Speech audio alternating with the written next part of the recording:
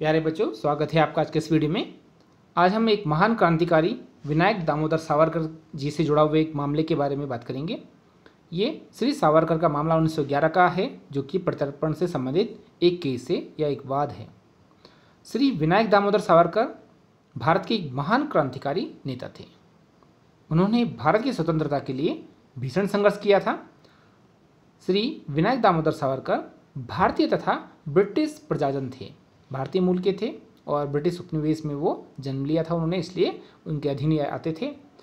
जो सावरकर जी थे उन पर राजद्रोह तथा हत्या की अभिप्रेरणा, जिसको कह सकते हैं प्रयास के लिए, अपराधों के लिए उन पर एक अभियोग चलाया जाना था और उन पर केस चलाने के लिए P&O कंपनी का एक जहाज़ था, मौर्या जहाज़, उसके द्वारा उन्हें भारत भेजा जा रहा था ताकि उन पर हत्या की साजिश रचने के लिए तथा राजद्रोह के लिए केस चलाया जा सके।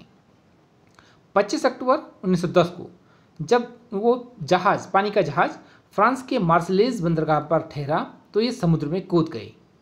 ध्यान रखिएगा, विनायक दामोदर सावरकर जो थे उन पर हत्या और राजद्रोह के लिए एक केस चलना था, उसके लिए उनको भारत भेजा जा रहा था। भारत भेजते समय 1910 में जब पानी का जो जहाज़ था वो फ्रांस के मार्सेलेज बंदरगाह पर रुका तो ये उस जहाज़ से, पानी के जहाज़ से समुद्र में कूद पड़े और तैरकर समुद्र तट पर आ गए। फ्रांसीसी पुलिस ने उनको पकड़ लिया, जिसने उनको ब्रिटिश जहाज़ के कप्तान के सुपुर्द किए बिना प्रत्यर्पण की कार्रवाई किए जाने हेतु सौंप दिया। क्योंकि श्री सावरकर एक राजनीतिक अपराधी थे, राजद्रोह का उन पर केस था, इसलिए फ्रांस द्वारा ये मांग की गई कि ग्रेट ब्रिटेन उनको वापस कर दे तथा उनका प्रत्यर्पण अंतर्राष्ट्रीय कानून के नियमों के अनुसार नियमित रीति से मांगा जाना चाहिए। लेकिन ग्रेट ब्रिटेन ने ऐसा नहीं किया। पत्रकारों को ये चीज़ समझाया गया, बात की गई और जो अंतर्राष्ट्रीय न्यायालय है स्थित है आपका हैग में, हैग स्थित पंचायत के स्थानीय न्यायालय को निर्देशित किया गया कि इस प्रकार से जो ग्रेट ब्रिटेन है उसे अंतर्राष्ट्रीय कानूनों का पालन करना चाहिए और फ्रांस को श्री विनायक दामोदर सावरकर को सौंप देना चाहिए। विचाराधीन प्रश्न ये था कि क्या अंतर्राष्ट्रीय कानून के अनुसार श्री विनायक दामोदर सावरकर को फ्रांस सरकार को वापस दे दिया जाए। न्यायालय ने या कोर्ट ने निर्णय दिया कि अंतर्राष्ट्रीय कानून का कोई ऐसा नियम नहीं है जिसके अनुसार ऐसी परिस्थितियों में किसी शक्ति को या किसी व्यक्ति को अपने किसी बंदी को लौटाने के लिए बाध्य किया जा सके जो किसी विदेशी व्यक्ति की भूल से उसे मिल गया हो।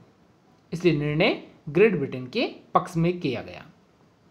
इस निर्णय की अनेक जो कानूनवेत्ता थे, विधि शास्त्री थे या कहें कि वकील थे, उन्होंने कटु आलोचना की, लेकिन इस मामले में सभी व्यक्तियों ने बड़ी सद्भावना के साथ कार्य किया और इस कार्य को अवैध नहीं ठहराया।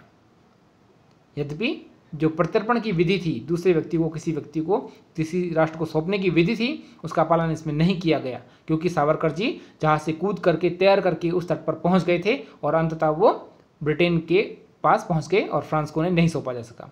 फिर भी इस मामले में ऐसा नहीं हुआ जिससे फ्रांस की संप्रभुता का अतिक्रमण हुआ हो। वास्तव में जो श्री सावरकर थे वो तैर करके वहाँ से गए हैं, तो इसलिए वो वहाँ से मुक्त हो गए और फ्रांस को उनका प्रत्यर्पण नहीं किया गया, वो ब्रिटेन वापस पहुँच गई। तो यदि परीक्षा में श्री सावरकर वाद आता है तो आप लोग समझ सकते हैं कि जो विनायक दामोदर सावरकर थे वो एक राजनीतिक बंदी थे, उन पर देशद्रोह का केस था, उन्हें भारत भेजा जा रहा था। लेकिन जब जहाज़ मार्सेलेज बंदरगाह पर रुका तो वो वहाँ से समुद्र में कूद गए। कूदने के बाद वहाँ से वो तैर करके ब्रिटेन के जो क्षेत्र में थे वहाँ चले गए। ब्रिटेन ने उनको गिरफ्तार कर लिया या उनको अपने पास रख लिया। उसके बाद जब फ्रांस ने उनसे मांग की कि आप सावरकर को हमें वापस कर दीजिए, तो फ्रांस को उन्हें वापस नहीं लौटाया गया और इस प्रकार से किसी प्रकार के से जो प्रत्यर्पण की संधि है उसका उल्लंघन नहीं हुआ और इस स्थिति में फ्रांस की संप्रभुता भी अखंड बनी रही। तो ध्यान रखिएगा, ये मामला विनायक दामोदर सावरकर के राजद्रोह के केस से जुड़ा हुआ था जिसमें उन पर मुकदमा चलाया जाना था, लेकिन वो वहाँ से भाग गए थे। वीडियो पसंद आए तो लाइक, शेयर, सब्सक्राइब जरूर कीजिएगा, ये आपकी विभिन्न प्रतियोगिता परीक्षाओं में भी काम आएगा। आज के लिए इतना ही, धन्यवाद।